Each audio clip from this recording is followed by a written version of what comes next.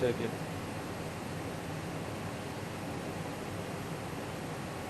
These are air stages with linear motors. I don't know, there's nothing else there. It's very important that you don't touch these cameras, you don't move them.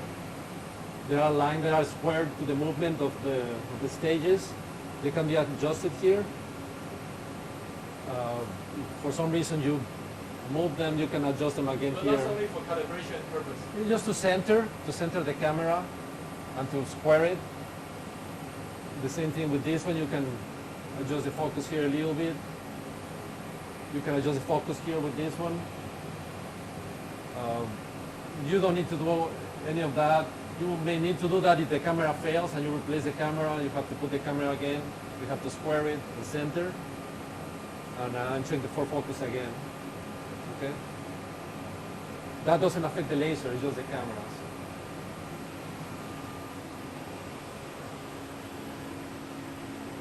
Okay, now let's go back here. So this is our HMI. It's made of different separate windows. You can move them around, you can minimize them, you can close them. The main menu is down here. Well, let's see if I can use my left hand. There you go. That's the main menu. So if you close a window,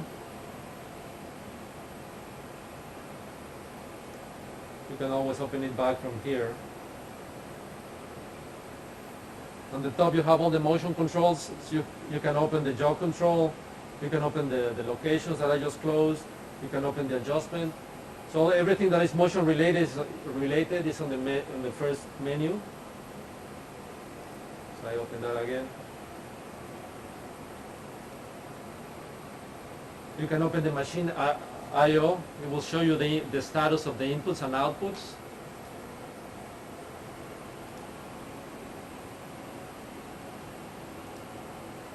Input and output in terms of what measurement does the output? These are the inputs and outputs on our machine to control devices. So the inputs tell me the status of some hardware. The outputs allow me to change the status of or the state of some hardware device. So not just the motion control, but the entire system. Okay. Yeah. So here you can see you can turn on and off the air knife, the vacuum for the chalk, those lights. You can control the laser, you can open the shutter of the laser on fire. It will tell you if the light curtain is broken or not.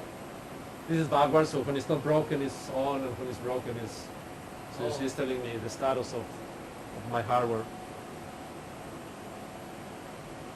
Oh, so this is like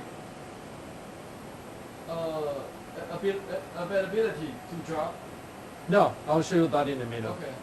This is just the status of hardware. So you can see all the sensors, how they are doing. If you have a problem, you cannot jog, you cannot do something, then you can open here to see if you need to have air, you need to have a vacuum tank on. Okay?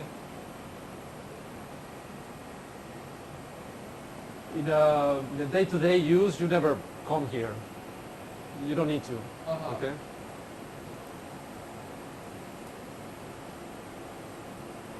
Next.